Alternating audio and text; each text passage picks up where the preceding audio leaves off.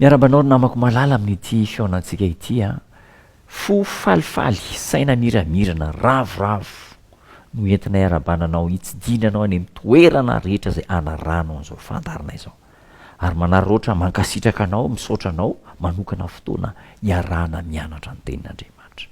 Tsy nisy tonga lafatra na iray aza. Zay no resaka horesantsika androany.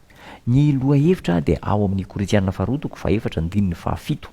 Korinthiana faharoa toko fahaefatra andininy fahafito manao hoe fa manana izao rakitra izao amin'ny vilantany izahay mba ho an'Andriamanitra ny alehibe ny hery fa tsy ho avy aminay.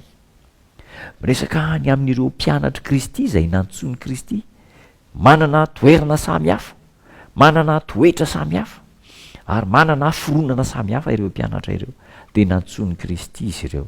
Amin'izy niaraka tamin'ny Kristy dia mbola nitranga ihany ilay toetra ratsy, toetra tsy mety eo amin'ny mahazanak'Andriamanitra. Tao ry Petera olona miredredra, tao olona manambonimbony tena, mitaditady toerana manokana, mirehare zany ny fiarahana amin'i Jesosy tena anaty ranomasina teny ambony sambo. Dia io Jesosy nandeha teny ambony sambo, teny ambony ranomasina azafady indrindra. Dia hoy izy Petera hoe raha ianao io dia mba aseho bankeny koa. Dia ndao ary manatono Jesosy tampotampoka teo nandeha teny ambony rano. Rehefa nandeha dia somary nieboebo nirehirejiny fa lasa niletika tampoka satria feno firehariana sy tsy finoana an' Jesosy. Ary tamin'ny toe-javatra maro isan-karazany. Ry Jaona indray ry zanabaratra sy ny namany dia le olona mipiredretra, tsy mahatsindry fo, tsy mahatsindry fo amin'ny toe-javatra maro saka miredretra, miseho mafana fo kanefa diso lalana. Ny sasany tamindreo indray le olona mitady position, mitady toerana fotsiny eo amin'i Jesosy dia somary mba rehefa ao amin'ny fanjakanao anao dia mba ny zanako ataovy amin'ny akavananao dia ataovy amin'ny akavianao dia le mitady toerana mila ranondrano etseroa dia mitady position dia manao fomba rehetra tsy mahomby io mba hiangalana toerana akaikin'i Jesosy. Toetra ratsy mamoetra tsy mendrika ny mpianatr'Andriamanitra, ny mpianatra Kristy izany toe-javatra izany. Tao Jodasy moa fantatsika raha teo fetsifetsy amin'ny lafiny arabola ary dia nitondra azy tany amin'ny toerana tsy mahomby izany toe-javatra izany. Kanefa dia mpianatra Kristy avokoa izy ireo.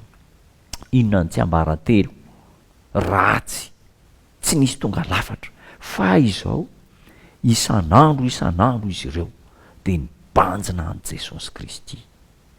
Niafina tao amin'ny Kristy izao sy ny toetra ratsin'izy ireo ary nianatra nitondra ny ziogany Kristy sy hizaka ny entan'ny Kristy izy ireo. Nanaiky ny sitrapon'i Jesosy. Dia rehefa mamaky any amin'ny Matthieu toko 4:20 antsika andininy 7:20 dia zao ny ambaran'ny tenin'Andriamanitra manao hoe ary ny mpianatra nanao arak'izay nasain'i Jesosy natao. Ny mpianatra dia manaraka ny baikon'i Jesosy Kristy mba ho tahaka izany ane isika. Isolo tena antsika eo anatrehan'ny olona Jesosy Kristy. Itsika koa dia ho maso ivoany. Ifandray amin'ny Kristy tsy tapaka isika ary ho hitantsika fa tena afaka manova ny toetra ratsitsika io Jesosy Kristy io. Miara-miasa amin'ny anjely lanitra isika rehefa maneho an'i Kristy amin'izao tontolo izao. Inona ilay rakitra ao anaty vilantany? Ny toetran'i Kristy, ny fanetreteny ary ny fitiavan'i Kristy. Voninahitra tsy ho antsika fa ho an'Andriamanitra irery ihany. Eo amin'ny asa tsara zay mety ho vitantsika dia ho an'Andriamanitra irery ihany voninahitra.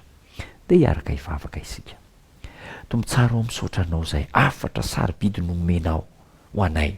Tsy tonga lafatra ny mpianatra kanefa dia nibanjina anao sy niaraka taminao. Izahay koa Tompo omeo hery mba tsy hirehareny amin'ny fahaizanay sy ny zava-bitanay ary ireo mety ho heverina efa tsara kanefa ratsy eo masonao. Fa omeo hery hibanjina anao isan'andro. Ataovy milefitra manety tena midina ambany mba handraisanay ny toetranao Jesosy Kristy.